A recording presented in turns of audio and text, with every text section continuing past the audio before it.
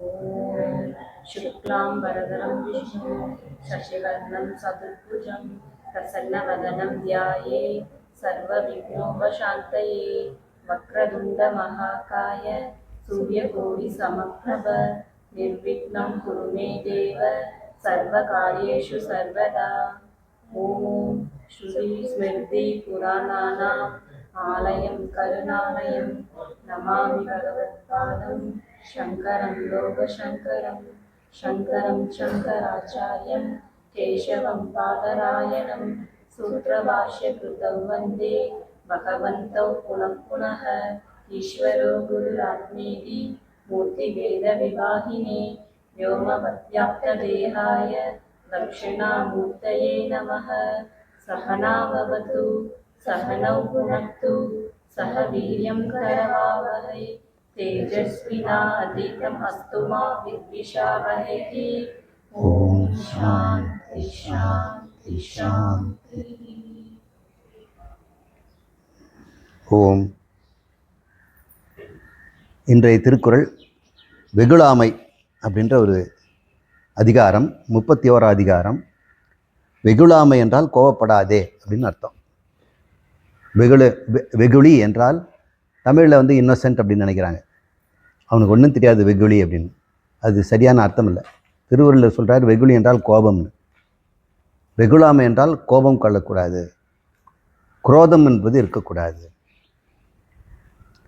இப்போ நம்ம உணர்வுகளை நம்ம கொஞ்சம் ஆராய்ச்சி பண்ணுவோம்.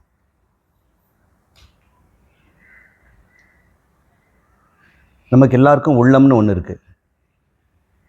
அது உள்ளே இருக்கிறதுனால அதுக்கு உள்ளம், உடம்புக்கு உள்ளே இருக்கிறதுனால அது உள்ளம். அந்த உள்ளத்தை நம்முடைய சாஸ்திரம் அதனுடைய செயல்பாட்டின் அடிப்படையில் 4 சொல்லுது. செயல்பாட்டின் ஒரே பொருள் 4 வேலை செய்யும். ஒரு வேலை அது கண், காது, மூக்கு என்ற புலன்கள், அதன் மூலம் சப்த, ஸ்பரிச, ரூப, ரச, கந்தம் அப்படின்னு சொல்கிறாங்க. ஓசை, ஒலி, ஸ்பரிசம் தொடு உணர்வு, ரசம் சுவை, அப்புறம் ஸ்மெல், இந்த 5ஐயும் புலன்கள்ங்கிற கேட் வழியாக ஒன்று வாங்கி அதுக்கேற்றபடி ஒரு உணர்வை கொடுக்குதான். பாம்பு அப்படிங்கிறத ஒரு கண்ணு காட்டிடுச்சுன்னா ஒன்று உணர்வை கொடுக்கும், பயம், தப்பிச்சுக்க அப்படின்னு, கேர்ஃபுல்லாக இரு, ஜாக்கிரதை, எச்சரிக்கை அப்படின்னு.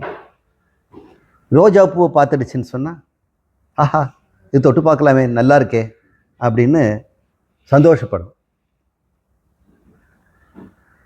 குழந்தை குட்டிங்கள்லாம் பார்த்தோம்னா மகிழ்ச்சி அடையும். பகைவனை பார்த்தா கோபப்படும். இது உள்ளத்தில் ஒரு பகுதி. இது உணர்வு மயமானது, எமோஷனல். இது எல்லா பிராணிகளுக்கும் உண்டு.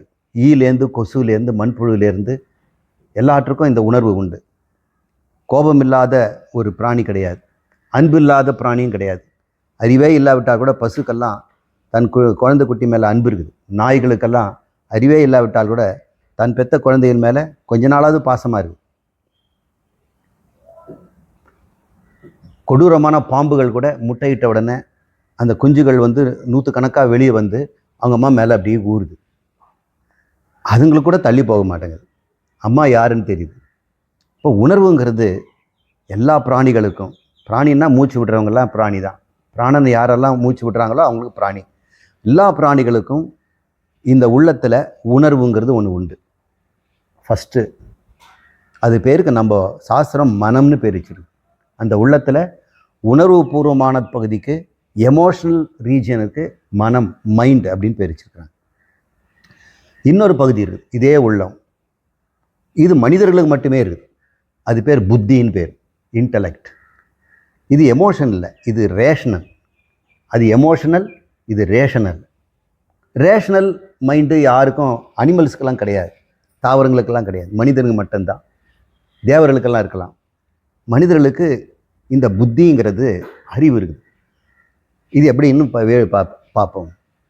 ஒருவேளை மனிதனுக்கு அறிவே இல்லைன்னு வைங்க, அவன் எமோஷனோடு இருப்பான். கோபம், பயம், காமம், ஆசை இதெல்லாம் இருக்கும். அவன் மிருகம் மாதிரி தான் நடந்துக்குவான்.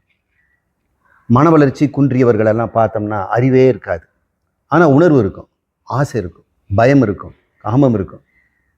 இப்போ புத்தி எவ்வளோ முக்கியம்னு பாருங்கள். ஒருவேளை புத்தி இருந்து எமோஷன் இல்லைன்னா, மனம் இல்லைன்னா அவன் ரோபாட் ஆகிடுவான். அறிவு நிறைய இருக்கும், இதுன்னு பேர் வச்சுடுவான், கட்டடத்தோட கட்டிடுவான், ராக்கெட் அனுப்பிச்சு நிலா கூட அனுப்பிச்சிடுவான், மனித உறுப்புகள்லாம் ஆப்ரேஷன் பண்ணி அதை புதுசாலாம் கிட்னியை டிரான்ஸ்ஃபர்லாம் பண்ணுவான். ஆனால் எமோஷன் இருக்காது. எமோஷனுங்கிறது உணர்வு. அப்போ அவன் ரோபாட், எந்திர மனிதன் ஆகிடும். புத்தி மட்டும் இருந்தால் எந்திர மனிதன், புத்தி இல்லாமல் எமோஷன் உணர்வுகள் மட்டும் இருந்தால் மிருகம் ஆகிடுவான். இப்போ மனிதன் எந்திரமும் இல்லை, மிருகமும் இல்லை, புத்தியும் உணர்வும் ரெண்டுமே இருக்குது, அறிவும் உணர்வும். இந்த அறிவு மொழி சார்ந்தது, இதை நம்ம முதல்ல தெரிஞ்சுக்கணும். உணர்வுக்கு மொழி கிடையாது, லாங்குவேஜ் கிடையாது. இப்போ மனிதன் எப்பொழுது புத்தியோடு வந்தானோ அப்போ லாங்குவேஜும் வந்துடுச்சு, மொழியும். இது எப்போ வந்ததுன்னு நமக்கு தெரியல. 40,000 வருஷத்துக்கு முன்னாடி ஆந்த்ரோபாலஜி ஸ்டடி பண்ணுறவங்க ஹோமோசேப்பியனுங்கிற ஒரு ஸ்பீசிஸ் உண்டாச்சுங்கிறாங்க. சில பேர் 100,000ங்கிறாங்க. சைமல்டேனியஸ்லி அவனோட சேர்ந்து இன்னொரு ஸ்பீசிஸாக இருந்தது, அது ஹோமோ நியாண்டர்தாலன்சிஸ். 2 பேர்கிட்டையும் இந்த புரோட்டோ லாங்குவேஜ் அப்படின்னு சொல்லக்கூடிய ஒரு புராண காலத்து, பழைய காலத்து ஒரு மொழி இருந்திருக்குது. அது வெறும் சப்தங்களாக இருக்கும், சிலபல்ஸ், சின்ன சின்ன சிலபல்ஸ். அதை தாது அப்படின்னு சொல்லுவாங்க சமஸ்கிருதத்தில், ரூட் வேர்ட்ஸ். புழு பூச்சி போனால் ஊ ஊ அப்படின்னு குழந்தை கூட சொல்லுது பார்த்தீங்களா? அது அமெரிக்காவில் குழந்தைய அதுதான் சொல்லும். அந்த உணர்வு, இந்த உணர்வு மொழியாக வருது.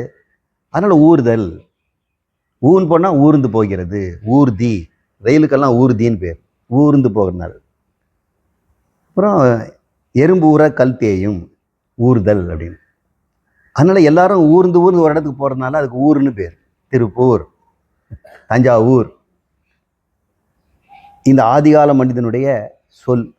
இப்போ இந்த புத்தி சொற்களை உண்டு பண்ணி உணர்வுக்கு ஒரு வடிவத்தை தருது. வடிவம் இல்லாதது உணர்வு, ஆனால் இதுக்கு வடிவம் தெரியுது, பேரெல்லாம் சொல்லுது. இப்போ இது ரெண்டுமே உள்ளத்தில் இருக்கிற முக்கியமான பகுதி, அறிவும் உணர்வும். உணர்வு இல்லைன்னா என்ன ஆகும்னு சொன்னேன், எந்திர மனிதன். அறிவு இல்லைன்னா என்ன ஆகும்னு சொன்னேன், அவன் மிருகம். இன்னொரு முக்கியமான இந்த உள்ளம்னு சொல்லக்கூடியதில் ஒன்று இருக்குது, அது பேர் சித்தம். சித்தம்ங்கிறது நினைவுகள், மெமரி. இதுவும் மனிதனுக்கு அபாரமாக இருக்குது. அபாரம்னா கரை இல்லாமல் இருக்கிறது, பாரம்னா கரை. பாரம்னா கரை. உடம்புல சுமக்கிறோமே அது கூட பாரம்னு தான் பேர். ஆனால் சமஸ்கிருதத்தில் பாரம்னா கரை, அபாரம்னா கரை இல்லாதது, அபார மகிமை அப்படின்னு. அவன் அபாரங்க அவன், ஆனால் அவனுக்கு லெவலில் ஈக்குவலே இல்லைங்கிறது. இந்த மனிதனுடைய அபார சக்திக்கெல்லாம் காரணம் அவனுடைய மெமரி தான். வேறு எந்த ஸ்பீசிஸ்க்கும் அந்த மெமரி இல்லை. தற்காலிகமாக மெமரியை அதுங்க இழந்துடுது மிருகத்துக்கெல்லாம். இந்த மெமரிங்கிறது எப்படிப்பட்டதுன்னா, உணர்வையும் ஞாபகம் வச்சுக்கும், அறிவையும் ஞாபகம் வச்சுக்கும், ரெண்டையும் சேர்த்து வச்சுக்கும். எதுக்கு கோபப்படலாம், எதுக்கெல்லாம் கோபம் வரும் அப்படிங்கிறதால அதுக்கு தெரியும். இப்போ எல்லா நினைவுகளும் குழந்தை காலத்துலேருந்து நம்ம வளர்ந்த போது ஸ்கூலு, படித்த படிப்புகள், சந்தித்த நண்பர்கள், பெற்ற அனுபவங்கள் எல்லாமே சித்தத்தில் தான் இருக்கு. இந்த சித்தம் இந்த பிறவியிலேருந்து சேமித்ததெல்லாம் கூட வச்சுருக்கோம். நமக்குள்ளே இருக்க சித்தம் சென்ற பிறவியிலும் அதில் இருக்கும், அது அழியவே அழியாது. அதுக்கு முந்தின பிறவியும் இருக்கும். இந்த சித்தத்துக்கு அளவே கிடையாது. எப்படி இது நமக்கு நம்முடைய அனுபவங்கள் எல்லாம் இந்த சித்தம் மெமரியில் எழுதிக்குது. ஏன்னா ஒரு நோட் புக்கில் எழுதின மாதிரி இருக்கு. எப்பயோ படித்த ஒரு பாட்டு இப்போ சொல்லுன்னா சொல்கிறோம். இப்போ பிரசாந்த் ஒரு பாட்டு, மானச சஞ்சரரே அப்படின்னு ஒரு பாட்டு கேட்டோம்னா அடுத்த லைன் அவர் பாடிடுவார். இது வரைக்கும் எங்கே இருந்தது? அது மனசுலையும் இல்லை, புத்தியிலும் இல்லை, சித்தத்தில் இருக்குது. எங்கேருந்தோ அது வெளியே வரும். அது பேர் அவ்யக்தம், கண்ணுக்கு தெரியாமல் மறைஞ்சிருக்குது. அது குப்தம்னுங்கிறாங்க. குப்தம்னா ரகசியம். அது எழுதுறதுக்கு பேர் சித்திரம்னு பேர். சித்திரம்னா கையில் வரையாது. ரகசியமாக எழுதப்பட்டது தான் நம்ம நினைவுகள் எல்லாம். நாமளே நமக்கு எழுதிக்கிறோம். நடந்த சம்பவங்களையும், பட்ட துன்பங்களையும், சுகங்களையும், கற்ற கல்வியையும், அனுபவங்களையும் எழுதி வச்சுக்கிறோம். அது பேர் சித்திர குப்தம்னு பேர். பேர் என்னங்க? சித்திர குப்தன். சித்திரகுப்தன் எங்கே இருக்கிறான்? எல்லாருக்குள்ளேயும் இருக்கிறான். அந்த சித்திரகுப்தன் எழுதிய நினைவுகளுக்கு பேர் சித்தம்னு பேர். ஒருவேளை மனிதனுக்கு சித்தம் இல்லைன்னா என்ன ஆகும்? எப்பயுமே ஒன்று இல்லைன்னா என்ன ஆகுன்னா தான் அதனுடைய பயன் தெரியும். மனம் இல்லைன்னான்னு சொன்னேன், புத்தி இல்லைன்னான்னு சொன்னேன். சித்தம் இல்லைன்னா என்ன ஆகும்? நீங்கள் ஆனா பெண்ணான்னு கூட உங்களுக்கே தெரியாது. உங்கள் பேர் தெரியாது. இப்போ சாப்பிட்டது நினைவு இருக்காது. உங்கள் கை விரலுக்கு எதுவுமே உங்களுக்கு நினைவு இருக்காது. எல்லாமே தொடர்ச்சியான நினைவுகளை தான் வருது. அது நினைவுங்கிறது ரொம்ப ரொம்ப முக்கியம். அது மிருகங்களுக்கும் இருக்குது. புத்தி இல்லாதனால அதை எடுக்க முடியல. மனிதனுக்கு மட்டும் புத்தி ரொம்ப ஸ்ட்ராங்காக இருக்கு. மிருகங்களுக்கும் கடந்த கால பிறவிகளில் இருந்ததெல்லாம் இருக்கும். ஏன்னா மிருகத்துக்குள்ள உடம்பு தான் மிருகம், உள்ளே இருக்க மிருகம் கிடையாது. நீங்கள் முதல்ல தெரிஞ்சுக்குங்க. இந்த உடம்புகள் எத்தனையோ இருக்குது. இதுக்குள்ளே இருக்கிறதெல்லாம் ஜீவன். ரோட்டில் எத்தனையோ மிருகங்கள் பருது. காக்காயிலேருந்து, புறாவிலேருந்து, வாத்து, காண்டா மிருகம். அது உள்ளே இருக்கிறதெல்லாம் ஜீவன். பாவம் செய்துட்டு அந்த உடம்புல இருக்குது. அதனால் அதுக்கும் உள்ளம் உண்டு. அந்த உள்ளத்திலும் மனமும் புத்தியும் சித்தமும் இருக்கும். ஆனால் வெளிப்படுத்துக்க முடியாது. ஏன்னா அந்த மிருக உடம்பில், அதனுடைய மூளையில் மனம் மட்டும்தான் வெளிப்படும். புத்தி வெளிப்படுறதுக்கு வேண்டிய சாதனம் இல்லை இந்த ஸ்தூல உடம்பில். சித்தம் இருக்குது. அந்த சித்தத்தை எடுத்து கொடுக்கறதுக்கு புத்தி இல்லை. ஸோ புத்திங்கிறது மட்டும்தான் ஒரு 100,000 வருஷத்துக்கு முன்னாடி இந்த மனிதர்கள் 2 காலில் நடக்க ஆரம்பித்து, நெருப்பை கண்டுபிடிச்சு, சமைச்சு சாப்பிட ஆரம்பித்து, மீன் பிடிக்கவும், வண்டியை வாகனம் பண்ணுவோம், விவசாயம் பண்ணுவோம், மிருகங்களை வளர்க்குறதுக்கும் பழகிட்டான். அது ஒரு 15,000 வருஷம்னு சொல்கிறாங்க. அந்த சமயத்தில் தான் அவனுக்கு புத்திங்கிறதுக்குன்ற மூளையில் ஒரு பகுதி உண்டாகுது. மிருகங்களுக்கு அந்த பகுதி இல்லை. அது பேர் செர்பரல் கார்டெக்ஸுங்கிறாங்க. மங்கி கூட செர்பரல் கார்டெக்ஸ் கொஞ்சமாக தான் இருக்குது. அது கொஞ்சம் லாங்குவேஜ் பேசுது, அது கொஞ்சம் மெமரி இருக்குது, அது கொஞ்சம் புத்திசாலித்தானே இருக்குது. காகத்துக்கு கூட செர்பரல் கார்டெக்ஸ் கொஞ்சம் இருக்குது. நீ அழகாக இருக்கிற பாட்டு பாடுனாக்கா வாடையை கீழே போட்டு பாடுன்னு நினைக்கிற? நம்ம பாட்டி கதையில் சும்மா ஏமாத்துறாங்க. அது பத்திரமா கால் கீழே படையை வச்சுட்டு காக்கான்னு கத்திட்டு அப்புறம் எடுத்து சாப்பிடும். இப்போ உள்ளத்தினுள்ள உள்ளத்தெல்லாம் சொல்லிட்டேன் இல்லையா? இந்த மூணையும் யாருக்காக இருக்குது? இந்த உணர்வுகள் யாருக்காக? இந்த அறிவு யாருக்காக? இந்த நினைவு யாருக்காக? இது ஒன்று தனித்தனி. மன உணர்வு மட்டும் சேகரிக்குது. புத்தி அதுக்கு பேரை கொடுக்குது. இது நல்லது கெட்டது, தர்மம் அதர்மம், இதை செய்ய அதை செய்ய, இதை செய்யாதே, இதெல்லாம் அறிவு சொல்லுது. உணர்வு என்ன செய்யுது? உணர்வு மட்டும் கொடுக்குது. கோபமாக இருக்குதுன்னு சரி 2 தட்டு அடி அப்படின்னு புத்தி சொல்லும். ஏன்னா அதுக்கு அறிவு. இது உணர்வு. அன்பாக இருக்குதுன்னா சரி கட்டி பிடிச்சி முத்தம் கொடு அப்படின்னு அறிவு சொல்லும். ஆனால் இது ரெண்டுமே சித்தத்திலேருந்து வருது. சித்தந்தான் இதுக்கு இது செய்யணும், இதுக்கு இது செய்யணும்னு பழைய நினைவுலேருந்து சொல்லுது. இந்த மூணும் கருவிகள் தானே. இந்த 3 கருவியும் இன்ஸ்ட்ருமெண்ட்ஸையும் யாரோ பயன்படுத்துகிறாங்க இல்லையா? அவன் பேர் அகங்காரம். அது பேர் செல்ஃப் அப்படின்னு பேர். இங்கிலீஷில் செல்ஃப். அகங்காரம் ஐ சென்ஸ். நான் இருக்கிறேன், நான் என் மனம், என் புத்தி, என் நினைவு அப்படின்னு சொல்கிறான் பேர் அவன் அகங்காரம். இவ்வாறு 4 பகுதிகளை சாஸ்திரம் உள்ளத்தில் இருக்குதுன்னு சொல்லியிருக்கிறாங்க.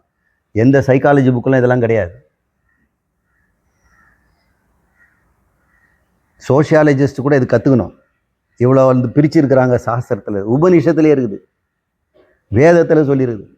இறைவன் படைக்கும் பொழுதே, படைக்கிறதுக்கு முன்னாடியே வேதம் இருக்குது. வேதமும் இறைவனும் ஒன்று.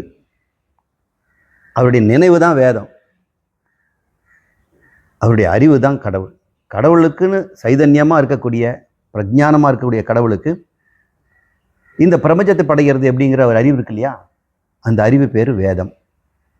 வேதம்னா டு நோ, அறிந்து கொள், அறிய வேண்டியதுன்னு அர்த்தம். வித்வான் அப்படின்னு அந்த வேத் அப்படின்றதுல வருது. வேதியத்துவம் அறியக்கூடியது, வேதனம் உணரக்கூடியது, வேதம் அப்படின்னு வேத் அப்படின்ற வார்த்தையிலேருந்து வருது. அதுலேருந்து வித்தை அப்படின்னுலாம் வருது. அந்த பிரமாணமாகிய இறைவனுக்கு சமமான, இறைவனுடைய சாட்சாத் அவருடைய மூச்சு காத்துங்கிறாங்க, அவருடைய சர்வஜம்னு சொல்லக்கூடிய முற்றறிவு என்று சொல்லக்கூடிய அனைத்தும் சேகரித்த பகுதிக்கு பேர் வேதம். அதில் கொஞ்சம் மட்டும்தான் நம்ம ரிஷிகள் கண்டுபிடிச்சி கொஞ்சம் கொடுத்துருக்குறாங்க. அதை இருக்கு எஜுர் சாமங்கிறோம். அவருடைய மொத்த அறிவை யாருக்கு தெரியும்? இறைவனுக்கு மட்டும்தான் தெரியும். நாராயணன் கிட்ட இருக்கக்கூடிய அத்தனை அறிவிலையும் கொஞ்சம் ரிஷிகள் எடுத்து அப்படி இப்படி சொன்னதை தான் நம்ம மந்திரம் வேதம்னு இப்போ நம்ம பயன்படுத்துகிறோம். மனிதர்கள் தேவையானது மட்டும் போதும். உலகத்தை எப்படி சிருஷ்டி பண்ணுற அறிவெல்லாம் அவர் வச்சிருக்கிறார். நமக்கு எதுக்கு அது யூஸ் ஆகும்? அந்த அறிவெல்லாம் நமக்கு இறைவனும் கொடுக்கல, ரிஷியும் நமக்கு வாங்கலை. இப்படி இருக்குது. இப்போ அகங்காரத்தை பற்றி நம்ம பேச போகிறோம். அகங்காரங்கிறது சாதாரண தமிழ் மொழியில் திமிரு, இங்கிலீஷில் ஈகோ அப்படின்னு சொல்கிறாங்க. சாஸ்திரம் அந்த அர்த்தத்தில் சொல்லலை. யாருக்கெல்லாம் நான் இருக்கிறேன்ற உணர்வு இருக்குதோ அதுக்கு பேர் அகங்காரம். அகங்காரம்னா ஐ சென்ஸ், ஐ எக்ஸிஸ்ட், நான் இருக்கிறேன், நான் உணர்கிறேன், நான் அறிகிறேன், நான் நினைக்கிறேன், நான் செய்கிறேன் என்றதெல்லாம் எதெல்லாம் செய்தோ அது பேர் அகம் கார.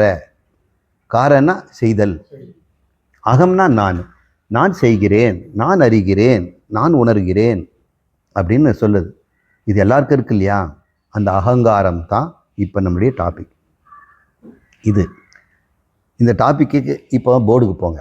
போர்டில் பார்த்தோம்னா அகங்காரங்கிற ஐ சென்ஸ், நானுங்கிறது இன்னொரு அகங்காரம் ஒன்று முதல்ல வந்துடுச்சு. ஒரு எறும்பு இன்னொரு எறும்பை சந்திக்குது. அதுங்க ஒரு தொட்டுக்கும் பார்த்துருக்கீங்களா? எறும்பு வந்து ஒரு தொட்டுட்டு போவோம். அந்த ஆண்டென்னா ஒன்று இருக்கும். அது அந்த ஆண்டென்னா அப்படி மோதிக்கும். அப்போ அந்த ஆண்டென்னால ஒரு ஸ்மெல் வரும். அந்த ஸ்மெல் தொட்ட உடனே அவங்க இன்ஃபர்மேஷன் பாஸ் பண்ணிக்கிறாங்க. அது எங்கேயோ சர்க்கரையை அது ஒன்று துண்டு ஒரு ஊர்ந்து போய் சாக்லேட் பீஸ் இவங்கெல்லாம் போட்டாங்க. இல்லை ஏதோ கேக்கு துண்டோ சர்க்கரையோ விழுந்துருக்குது. ஒரு எறும்பு, பைலட் எறும்புன்னு பேர், அவர் நேராக போவார். அவர் ஊர் சுத்தறது தான் அவருக்கு வேலை.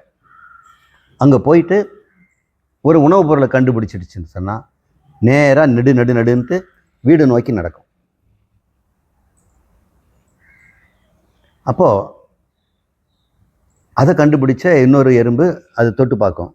தொட்டு பார்த்து, ஓ இவர் சர்க்கரை சாப்பிட்டு வர்றாரு, அப்போ உணவு அங்கே இருக்குதுன்னு சொல்லி, எங்கே வழி இருக்குதுன்னா நான் வந்த வழியெல்லாம் நான் வந்து வாசனை போட்டு வந்திருக்கேன், அது வழியாக நீ போ அப்படின்னு.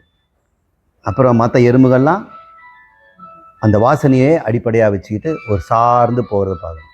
இது ஒரு புத்தி தானே, இது ஒரு நினைவு இருக்குது இல்லை, உணர்வு இருக்குது இல்லை. எறும்பு கூட கொஞ்சம் உணர்வும் கொஞ்சம் அறிவும் கொஞ்சம் நினைவு இருக்கத்தான் செய்யுது. அதனுடைய மூளை அளவுக்கு இருக்குது. ஆனால் உள்ளே இருக்கிற ஜீவனுக்கு நம்மள மாதிரி மனமும் இருக்குது. ஆனால் வெளிப்படுத்துறதுக்கு அந்த உடம்பு தகுதி இல்லை. அப்படி தான் பகவான் தப்பு செய்கிறத தண்டிக்கிறார்.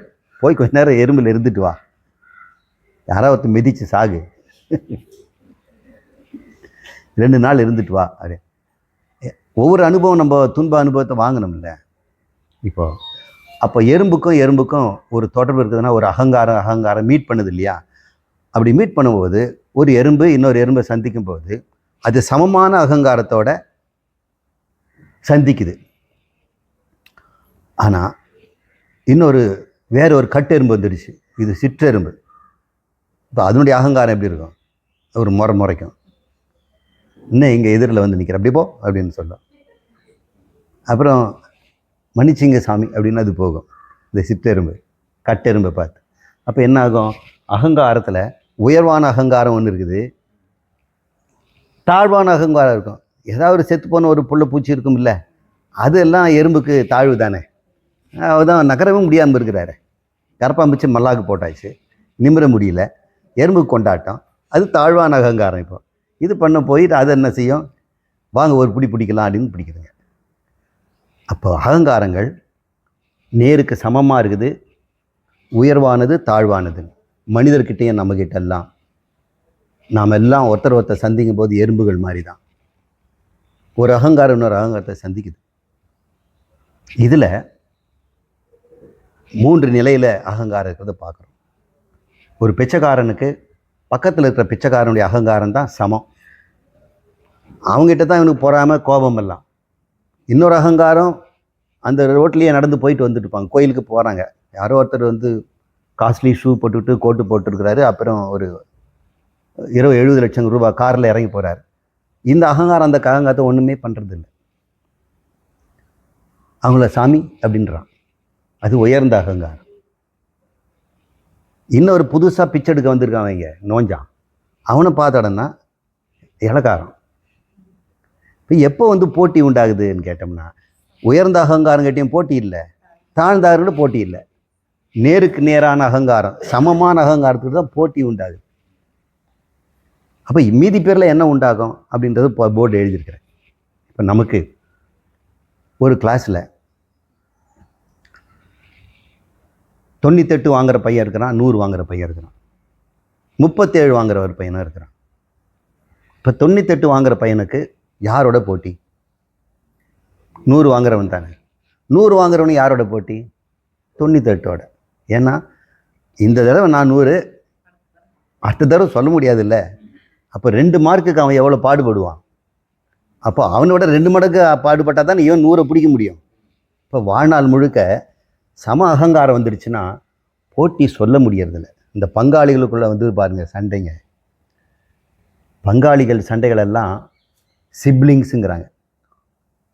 ஒரே அகங்காரிகள், அக்கா தங்கச்சிங்க, அல்லது ஒரே குடும்பத்தில் இருக்கிற 2 மருமகள், அவங்களுக்கு அகங்காரம். இதே ஒரு குடும்பத்தில் நீயே வெளியே வந்தோம், நானும் வந்திருக்கிறேன். மாமியார் அகங்காரம் உயர்ந்த அகங்காரம், வேலைக்காரி அகங்காரம் கீழ் அகங்காரம், நாத்தனார் மட்டும் ஓரகத்திக்கு மட்டும் சம அகங்காரம். இப்போ எங்கெல்லாம் நமக்கு மோதல் உணர்வுகள்லாம் எங்கே வருதுன்னு பாருங்கள். இந்த அகங்காரம் மோதும் பொழுது உணர்வுகள் சிதறுது. இந்த ஆத்மாவினுடைய உணர்வு, இந்த நானுங்கிறதுக்கு ஒரு உணர்வு இருக்கு இல்லையா, சாட்சாத் நாராயணன் நமக்கு கொடுத்துருக்கிற அவருடைய ஒரு பகுதி தான். அவர் தன்னையே கொடுத்துருக்கிறார், அந்த உணர்வையும் அறிவையும் கொடுத்துருக்கிறார். ஆனால் நம்ம அகங்காரத்தினால நம்ம நாராயணன் தெரிஞ்சிக்காம தனி உடம்புல இருக்கக்கூடிய ஒரு நபர் அப்படின்னு நினச்சி நாம் இன்னொரு அகங்காரத்தை எப்படி நீட் பண்ணுறோம்? இங்கே இருக்கிற நாராயணன் தான் அங்கேயே இருக்கிறான்.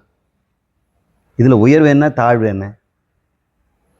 எல்லாமே பூஜிக்க தகுந்தவள் தானே. நான் மட்டும் என்ன தாழ்வா? இங்கே நாராயணனுக்கு இருந்தால் நானும் என்னை பூஜிக்கிறேன், என்னை நான் பூஜிக்கணும்.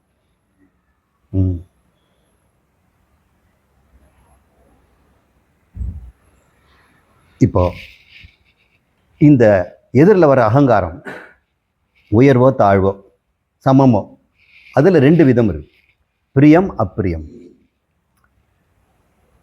Love and had. எல்லாம் விருப்பு வெறுப்பு. அதை ராக துவேஷம் அப்படிங்கிறாங்க. ராகம்னா விருப்பு, துவேஷம்னா வெறுப்பு. அந்த ராக துவேஷத்தை நான் இங்கிலீஷில் RDன்னு போட்டிருக்கிறேன். அதனால் அந்த RDயை நீங்கள் எப்போ வச்சுக்கோங்க. ஒரு அகங்காரம் உயர்வான அகங்காரத்தை சந்திக்குது. அந்த அகங்காரத்தில் அவங்களுக்கு பிரியம் இருக்கலாம், அப்பிரியம் இருக்கலாம். ஒருத்தன் மேனேஜரை சந்திக்கிறான். இப்போது ஒரு தொழிலாளிக்கும் மேனேஜருக்கும் அகங்கார வேறுபாடு இருக்கு இல்லையா? அப்போ ஆனால் இவனுக்கு அந்த மேனேஜர் மேலே ஒரு பிரியம் இருக்குது. அப்படி பிரியம் வாங்க டாக்டர், அந்த பிரியமான அகங்காரத்தை சந்திக்கும் பொழுது இந்த அகங்காரம் பக்தி செய்து, எங்கள் மேனேஜருங்க, எங்கள் குருநாதருங்க, எங்கள் ஸ்கூல் டீச்சருங்க, எங்கள் ஹெட் மாஸ்டருங்க, எங்களுக்கு மிருதம் கற்றுக் கொடுக்குற ஆச்சாரியர் அப்படின்னு உயர்வான அகங்காரத்தின் மீது பிரியம் இருந்தால் அது பக்தியாக வெளிப்படுது. அது குரு பக்திங்கிறோம், தெய்வ பக்தி. அது பெரிய அகங்காரம் இல்லை, நாராயணன். அப்போ அது மேலே எனக்கு பக்தி வருது. ஆனால் அதுவே வெறுப்பாக இருந்ததுன்னா, இந்த உயர்வான அந்த மேனேஜர் ஒருத்தன் முசுடு எரிஞ்சு விழுந்துக்கிட்டே இருக்கிறான், திருப்திப்படுத்தவே முடியாது, எவ்வளோ செய்தாலும் குறை சொல்கிறான் அப்படின்னா எல்லாருக்கும் அப்பிரியம் தானே இருக்கும். அப்போ ஒரு துவேஷம் இருக்கும் இல்லையா? அப்படி இருந்தால் கீழான அகங்காரம் அவனை எப்படி பார்க்கும்? பயத்தான் பார்க்கும். ஏன்னா இவனுடைய கோபம் செல்லாது, ஒன்றும் பண்ண முடியாது. பயம். இந்த அகங்காரம் நேருக்கு நேராக வந்து கூட கல்விக்கு ஒர்க் பண்ணுறாங்க, கூட வேலை செய்கிறவங்க, கூட படிக்கிறவங்க, ஒரே குடும்பத்தில் இருக்கிறவங்க, ஒரே தெருவில் இருக்கிறவங்க. அப்படி இருக்கும்போது சம வயசு வேறு. இப்போ தான் புதுசாக கல்யாணம் வந்திருக்காங்க, பக்கத்து வீட்டில் குடியிருக்கிறாங்க. அவங்க 2 பேரும் காம்பவுண்ட் வாலை பிடிச்சிட்டு பேசுவாங்க. உங்கள் வீட்டுக்காரர் என்ன பண்ணுறது, எங்கள் வீட்டுக்காரர். இவங்கள சம அகங்காரம். அதுலேயும் கூட பிரியம் இருக்கும். இந்த வீட்டுக்காரி வந்து பக்கத்துலேருந்து பேசுகிறாங்க, இந்த அம்மா வந்து பேசவே மாட்டேங்கிறாங்க. இப்போ அவங்க அது குப்பையை கொண்டாந்து இங்கே போடுறாங்க. இப்போ அவங்களுக்கு பிரியம் அப்பிரியம் இருக்குது இல்லையா? இந்த சமயத்தில் இந்த அகங்காரம் என்ன பண்ணும்? பிரியமாக இருந்ததுன்னா அதில் நட்பு காட்டும், அப்பிரியமாக இருந்ததுன்னா பொறாமப்படும், பகை உண்டாகும், தாங்க முடியல. அவள் வந்து சமம் அகங்காரம் தான். இவளுக்கு 25 வயசு, அவளுக்கு 25 வயசு, புதுசாக கல்யாணம் வந்திருக்கிறாங்க. ஒரே வாடகையில் கொடுத்துட்டு ஒரே 1 BHK வீடு இருந்தாலும் அவங்க வந்து அவங்க வீட்டுக்காரர் IT 1.5 லட்சம் ரூபாய் சம்பாதிக்கிறாரு. இப்போதைக்கு இந்த வீட்டுக்கு வந்திருக்கிறாங்க. அதனால் இவங்ககிட்ட பேசுவாங்களா என்ன? அந்த அகங்காரம் வயசுலேயும் இருந்தாலும் சமமாக இருந்தால் கூட அந்த சமத்தை ஒரு பிடி தூக்கி காட்டுது. இந்த நடுவில் வீட்டில் இருக்கிற பொம்பளை என்ன பண்ணுவாங்க? இவங்களோட பிரியமாக இருக்கிறாங்க, இவங்ககிட்ட என்ன பண்ணுவாங்க? பொறாம தான் பண்ணுறாங்க. இவங்களோட ஒரு வயசு மேலே போக முடியுமா அப்படின்னு வருது. இப்போ 98 பையனுக்கும் 100 பாருக்கு எப்படி பொறாம சண்டை வந்ததோ அது உண்டாகுது இல்லையா? இதெல்லாம் எதுக்கு சொல்கிறேன்னா, நம்ம கொடுக்கப்பட்ட இந்த மனம்ங்கிற உணர்வு எப்படி மக்களை சந்திக்கும்போது சிதறுதுன்னு பாருங்கள். இதுக்கெல்லாம் என்ன காரணம் கண்டுபிடிங்க. தாழ்வான ஒரு அகங்காரம், தனக்கும் கீழே இருக்கக்கூடிய அதை பார்க்கும் பொழுது பிரியமாக இருந்தால் அதன் மீது அன்பு கருணை எல்லாம் வரும். பிடிக்கலன்னு வைங்க, தனக்கு கீழே இருக்கிற ஆளுன்னு வைங்க, இந்த மேனேஜருக்கு தனக்கு பிடிக்காத ஒரு வேலைக்காரன் என்ன பண்ணுவான்? கீழே இருக்கிற நல்ல அகங்காரம் கண்டபடி திட்டுவான். கோபமும் வெறுப்பும் குரோதமும் உண்டாகும். கொடுக்கப்பட்ட ஒரே மனம் உணர்வு அகங்காரம் எடை போட்டுக்கிட்டே இருக்குது. நாம் சந்திக்கும் போதெல்லாம் இன்னொரு அகங்காரத்தை என்ன பண்ணுறோம்? எடை போடுறோம். இந்த அகங்காரத்துக்கு நான் கீழையா மேலையா சமமா? இதைத்தானே வாழ்க்கை முழுக்க நம்ம பண்ணுறோம். தெருவில் போகிற வரவங்க 10 வருஷமாக சந்திக்காத ஒரு நண்பனை இப்போ சந்திக்கிறோன்னு வச்சுங்க, அப்போ கூட இவன் மேலே போயிட்டானா, நம்ம கீழே இருக்கிறானா, இன்னும் சமமாக இருக்கிறானா, குசலம் விசாரித்து கண்டுபிடிச்ச பிறகு நம்ம கொஞ்சம் கீழே இருக்கிறான்னா சந்தோஷமாக இருப்போம். பரவாயில்ல, நாம கொஞ்சம் நல்லா இருக்கிறாங்க. சமமாக இருந்தார்னா என்னுடைய லீலைகளெல்லாம் எடுத்து சொல்வேன். என் பையன் அங்கே படிக்கிறான், இங்கே இது பண்ணிட்டு அமெரிக்காவில் இருக்கிறான், அவன் சும்மா இருப்பானா? நான் வெயிட் பண்ணுற வரைக்கும் பார்த்து அவன் ஆரம்பிச்சிடுவான். இந்த அகங்கார போட்டைகள் என்ன பண்ணோம்? இந்த சமாதாரம் தான் பொறாமையும் பகையும் வந்துடும். ஆனால் பிரியமாக இருந்ததுன்னா நட்பு இருக்கும். ரொம்ப காலம் வந்து பார்த்துருக்குறான், அவன் கீழேயோ மேலேயாரெல்லாம் பார்க்க மாட்டான். பிரியம் இருந்துருச்சுன்னா அந்த அகங்காரத்தின் மீது நட்பு வந்துடுச்சு.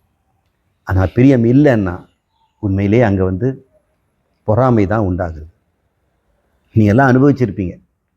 உங்கள் நண்பர்களை சந்திக்கும் போதும் இந்த சமுதாயத்தினுடைய இன்டராக்ஷன்ஸை இது லிஸ்ட்டில் நம்ம போட்டுடலாம். இதுக்கு மேலே சொல்கிறது ஒன்றும் இல்லை. பகவான் பகவத்கீதையில் சொல்கிறாரு, ஒருவன் முக்தி அடைஞ்சிட்டான்னா, இந்த வாழும் பொழுதே அவன் தன்னை யார் என்று கண்டுகொண்டானோ அவன் எப்படி இருப்பான் அப்படின்னு அர்ஜுனன் கேட்குறாரு.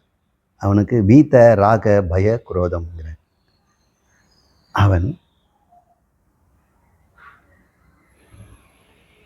சுகேஷு விகத ஸ்பிருகா துக்கேஷு அனுத்விக்னமனா வீத்தராக பயக்குரோத அப்படிங்கிறார். அவன் சுகம் வந்தாக்கா ஓஹோன்னு குதிக்கிறதும் கிடையாது, துக்கம் வந்துட்டா ஐயோ ஐயோன்னு அலறதும் கிடையாது. அவனிடம் எப்பொழுதுமே பயமும் இல்லை, கோபமும் இல்லை, காமமும் இல்லை அப்படின்னு அவர் சொல்கிறார். இதை நம்ம புரிஞ்சுக்கணும்னு சொன்னால், இந்த அகங்காரம் மேல் கீழ் நடுவுன்னு இருக்குது இல்லையா? எவன் ஒருவன் எல்லா அகங்காரத்தையும் தனக்கு சமமாகவும் உயர்வாகவும் பார்க்காமல் அதை நாராயணனாவே பார்க்கிறானோ அவனுக்கு எல்லாருமே பக்தியும் அன்பும் தான் வரும். அவன் மேலே இருந்தாலும் பக்தி, கீழே இருந்தால் அன்பு, நடுவில் இருந்தால் மரியாதை. அவங்ககிட்ட எப்பவுமே பிரியம் அப்பிரியம்னு மனசு ரெண்டாக பிரியாது. எப்போ இந்த மனசு விருப்பு வெறுப்புகளெல்லாம் இந்த இருமையை விட்டுதோ அப்பொழுது அவன் இருக்கிற நிலைக்கு பேர் சமாதி அப்படின்னு பேர். மெடிடேஷனில் சமாதின்னு சொல்கிறாங்கல்ல, சமாதி அடைந்து விட்டான். நிர்விகல்ப சமாதி, சபிகல்ப சமாதி, அசம்பிரஜான சமாதி, சம்பிரஜாத சமாதின்னு பதஞ்சலி சொல்கிறார். அவருடைய டெக்னிக்கல் வேறு. நாம் நிர்விகல்பம் சவிகல்பம். அந்த சமாதின்னா என்னங்க அர்த்தம்? பகவான் சொல்கிறாரு, யோகம் சமத்துவம் உச்சதே. எப்பொழுது அவன் கர்மயோகத்திலே ஆருடன் ஆயிட்டானோ, அவன் பேர் யோகாரூடன். குதிரையில் ஏறி இருப்பது ஆருடன் பேர். இந்த கர்மயோகத்திலே, அந்த கர்மயோகத்துக்கு என்ன பேர் தெரியுங்களா? பிரபக்தி. பிரபக்தியும் பக்தியும், சரணாகதி பிரபக்தி. இந்த சரணாகதியும் பிரபக்தியும் யாருக்கு வந்துடுச்சோ அவனுடைய வாழ்க்கையை வந்து கர்மயோகம்னு சொல்கிறார் பக்தன். கர்மயோகத்துக்கு இப்போ நம்ம பேர் வந்து சரணாகதின்னும் பிரபத்தின்னும் சொல்கிறோம். ஆனால் பகவான் அதுக்கு கர்மயோகம்னு பேர் வச்சிருக்கிறார். தார்மீக ஜீவனம் அப்படிங்கிறார். அப்படிப்பட்டவனுடைய மனசு எப்படி இருக்கும்னா, பிரியமும் இருக்காது, அப்பிரியமும் இருக்காது, சமத்துவமாக இருக்கும். யோகம் சமத்துவம் உச்சதே அப்படின்னு சொல்கிறார். யோகம் என்று சொன்னால் மனம் சமமாக இருந்து கொண்டிருக்கும். இதுக்கு பதஞ்சலி யோகத்தில் சொல்கிறது பேர் சமாதின்னு பேர். சமாஹித புத்தி. இந்த அறிவு சமமாகி போச்சு, சமாஹிதம் ஆயிடுச்சு. இது பேர் சமாதானம்ங்கிறோம். மனசு எப்படி? சித்த சமாதானம். அவனுக்கு ஒரு பேர் இருக்குது, அவன் பேர் பிரசாந்த்.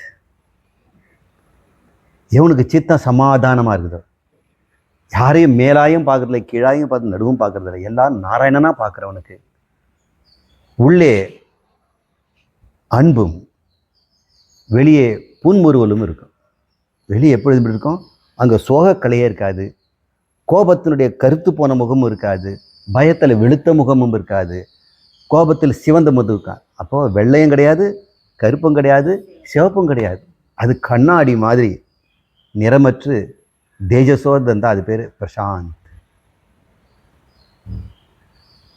சரி, இந்த உணர்வுகளிலே நம்ம பார்த்ததில் வெகுளை அப்படின்னு சொல்லக்கூடிய அகங்காரம், தனக்கு கீழான ஒரு அகங்காரத்தை சந்திக்கும் பொழுது பிரியமாக இருந்தால் அன்பு கருணை ஏற்படலாம், அல்லது விருப்புக்கு தரக்கூடிய பொருளாக இருந்தால் அது கோபமாக மாறும்.